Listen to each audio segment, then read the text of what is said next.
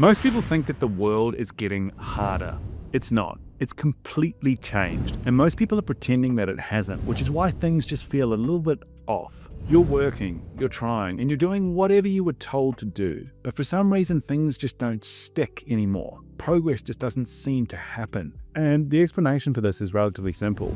Most people are using a map which does not match the territory. So here's the mistake that almost everyone is making. They think that we all still live in the same world. Things are just a little bit more difficult than they were before. This world has the same rules that it's always had, just a bit harsher. That is bullshit. What's actually happened is that the world has split, and now there are 3 different worlds operating together. And where you end up in life has very little to do with how much effort you put in, and everything to do with where you end up when the transition finishes. The old world is the world that most people think still exists. This is the world that worked for your parents, and it worked for older age millennials, mostly. Effectively, these people got a job, they stayed loyal, they moved up slowly, and eventually their life stabilized. And that world was real, until it quietly stopped working. It didn't end in one dramatic explosion, but you can map the death pretty cleanly. Now, the financial crisis back in 2008 broke the illusion that stability was guaranteed.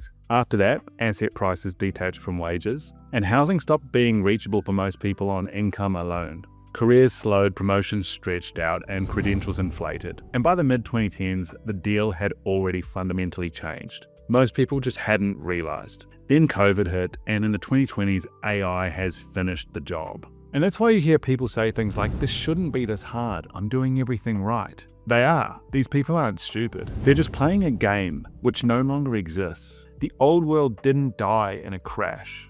It died when effort stopped compounding. The world we live in now is effectively a transition world between the old world and the world that we are headed towards. In the current world, average labor is starting to lose value rapidly. Not because people are getting worse, but because machines are getting good enough. AI does not need to replace everyone in the workforce. It only needs to replace the middle. Once that happens, wages compress, entry-level jobs disappear, career ladders snap. And that's why for a lot of people, it feels like there is no way in anymore.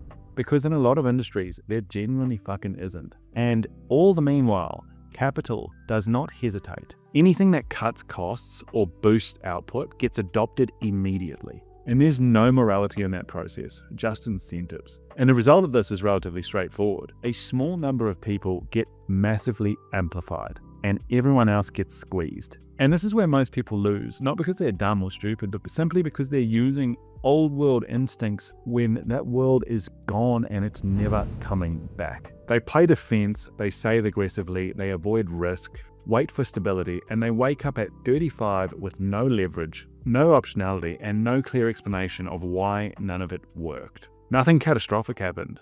They just ran out of fucking time. Now, this transition world that we're currently in is not permanent. It's a window, roughly a decade long. Not because of AGI hype, but because once AI is fully integrated into society, capital is concentrated, and regulation catches up, the system simply is going to stop needing new entrants. And that puts an end to this transitory world somewhere in the mid-2030s. And once we cross that line, it does not reopen, ever. So let's talk about the world that we are headed towards, and we'll call this the locked world. This is what comes after the transition when the sorting is finished. In the locked world, society splits cleanly into 2 groups, owners and dependents. There is no longer a meaningful middle. And that is the part people really don't want to accept. Let's picture one person. He wakes up late, not because he wants to, but because there's simply no reason otherwise. There's no job to be late for, there's no schedule that actually fucking matters. The payment that he receives each month arrived a few days ago, just like it always does.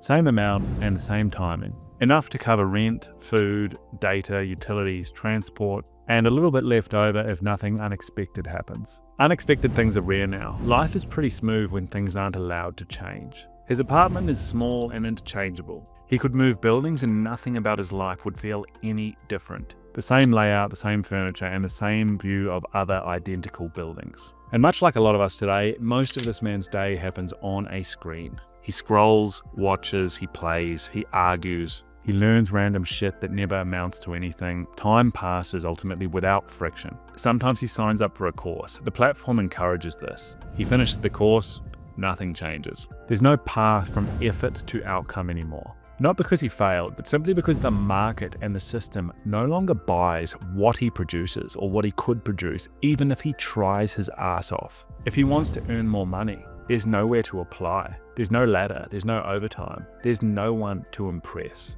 He isn't unemployed, he's unnecessary. He's comfortable enough to stay, distracted enough to cope, and managed enough to remain quiet. And most of his days are fine. They just never add up to anything. Now let's picture somebody else. She wakes up in a low-profile compound which doesn't appear on public maps, surrounded by land that will never be developed because she owns the zoning rights as well as the property. Systems ran all night. By the time she sits down for coffee, a summary is waiting. Not emails, but outcomes. Her assets produced, her systems adjusted pricing, risks were neutralized, and one opportunity was flagged. She says yes. And that single decision allocates more capital than most people will earn in their entire fucking lives. She trains mid-morning with a private coach, meets with peers over lunch. No one talks about money, but about which systems to buy, which platforms are saturating, and where exposure should move next. In the afternoon, she works on something personal. A foundation, a research lab, perhaps a private school that her children attend. Her kids don't ask her what they'll do for work. They already sit inside the system. Her life isn't about consumption, it's about optionality.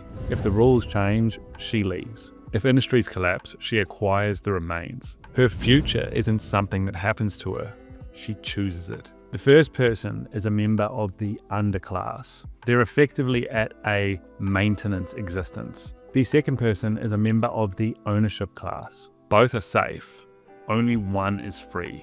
And this is why the danger moment isn't later, it's right now. The transition world that we are currently in is the only point when somebody without inherited leverage can still decide which side of that line they end up on. Once we cross the threshold into the locked world, that ladder is gone. Not because you didn't try, but because timing beats effort every single time. So when the transition finishes, there will be two groups of people left. Those who already control leverage and those who don't. Which side of the line are you going to be on?